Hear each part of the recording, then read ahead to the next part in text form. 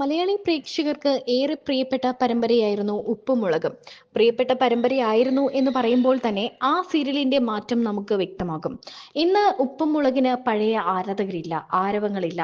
പഴയ പ്രേക്ഷകർക്ക് ആർക്കും ഇപ്പോൾ ഉപ്പും മുളകിനോട് വലിയ താല്പര്യമില്ല എന്ന് വേണമെങ്കിൽ പറയാം. ബാലുവും നീലുവും മക്കളും അടങ്ങുന്ന ഒരു സന്തുഷ്ട കുടുംബം. അവിടെ ഉണ്ടാകുന്ന ചെറിയ ചെറിയ പൊട്ടിത്തെറികളും വഴക്കുകളും കുസൃതികളും പൊട്ടിച്ചിരികളും അങ്ങനെ എല്ലാം നിറഞ്ഞ ഒരു വീട്, അതായിരുന്നു ഉപ്പും മുളക് സീരിയൽ.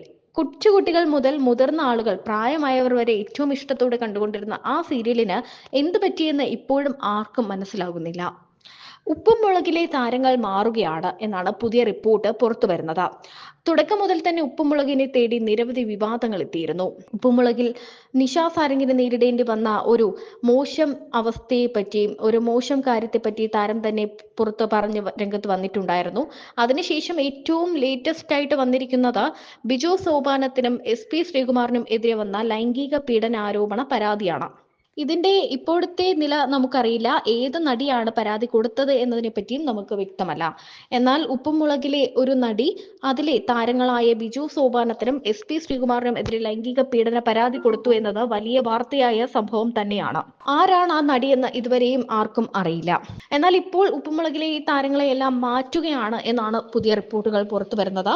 ഉപ്പുമുളകിലെ പ്രധാന താരങ്ങളായ ബിജു സോപാനവും SP ശ്രീകുമാറും മാറുകയാണ്. പകരം ബിജു സോപാനത്തിന് പകരം എത്തുന്നത് ജയകുമാർ പരമേശ്വരനാണ് എന്നാണ് പുതിയ റിപ്പോർട്ടുകൾ. അനൂപ് ശിവസേനനാണ് ശ്രീകുമാറിന് പകരം എത്തുന്നത്. സ്ഥിരീകരിക്കാത്ത വാർത്തയാണ് പുറത്തു വരുന്നത്.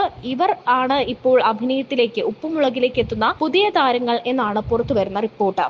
എന്നാൽ ഇവരെ എങ്ങനെയായിരിക്കും പ്രേക്ഷകർ മുന്നോട്ടെടുക്കുക? ബാലുവായിട്ടും എങ്ങനെ SP ശ്രീകുമാറിനെ മറ്റൊരു കഥാപാത്രമായി നമ്മൾ എങ്ങനെ കാണും?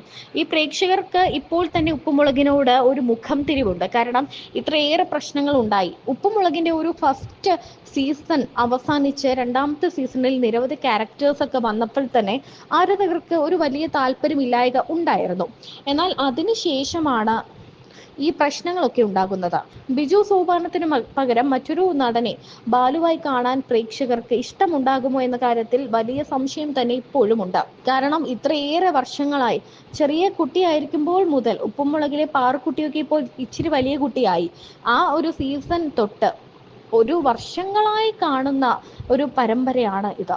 അതിലെ കുട്ടികളെല്ലാം വലുതായി. ജൂഹി ആണെങ്കിലും ശിവാനി ആണെങ്കിലും മുടിയനാണെങ്കിലും അങ്ങനെ എല്ലാവരും. മുടിയന്റെ ഇഷ്യൂ ഒക്കെ വലിയ രീതിയിൽ ചർച്ചയായിട്ടുണ്ട്. മുടിയനെ സീരിയലിൽ നിന്നും ഒന്നും പറയാതെ മാറ്റിയതിനെ കുറിച്ചൊക്കെ. അങ്ങനെ ഉപ്പുമുളകിനോടുള്ള ഇഷ്ടം കുറഞ്ഞു കുറഞ്ഞു വരുന്ന ഒരു സമയത്താണ് ഇപ്പോൾ ആർട്ടിസ്റ്റിനെയൊക്കെ മാറ്റുന്നു എന്നറിയുന്നത്.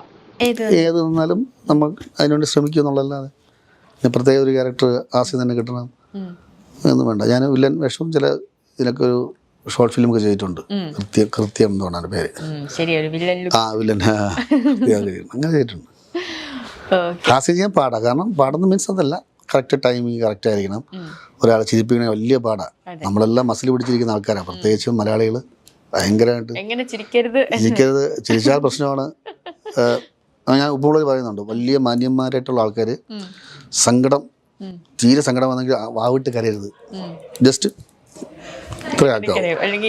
അഥവാ ചിരിക്കണമെങ്കിൽ ജസ്റ്റ് ഇതാ ഇത്രേ പാടുള്ളൂ. കാരണം അല്ലെങ്കിൽ നമ്മളെന്തോ അത് ചെയ്ത പോലെയാണ്.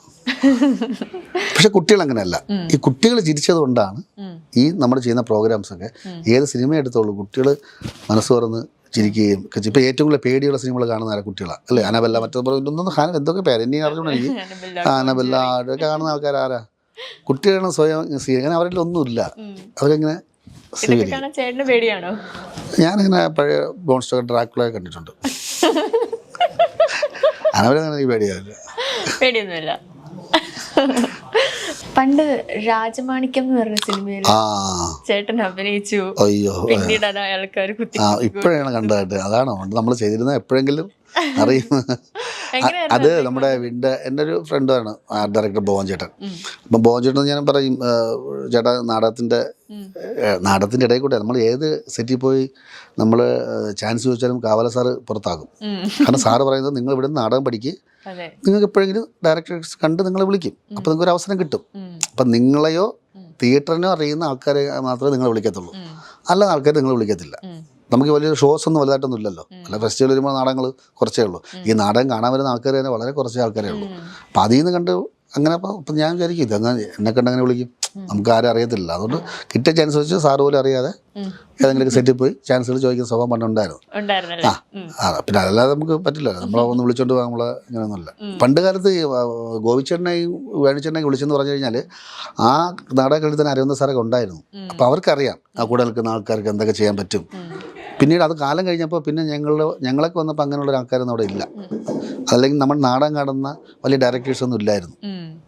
മലയാളത്തിൽ തന്നെ എനിക്ക് തോന്നുന്നില്ല ഉണ്ടെന്ന് അറിയില്ല. അങ്ങനെ എങ്കിൽ നമ്മൾ അവിടെ നിന്ന് വിളിക്കുമായിരുന്നു. തീരെ തെറ്റില്ലാത്ത ആൾക്കാരാണല്ലോ അവിടെ ഉള്ളത്, അല്ലെങ്കിൽ സാർ അവിടെ നിർത്തത്തില്ലല്ലോ.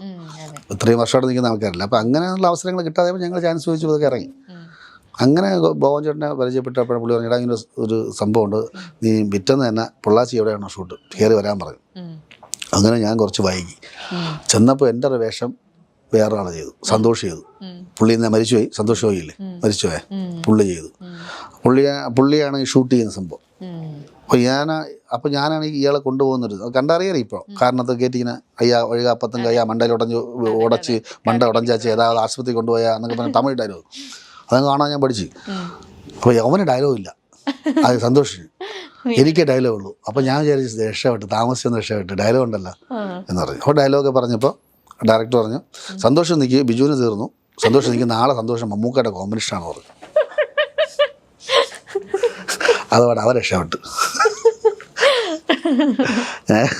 അങ്ങനെയാണ്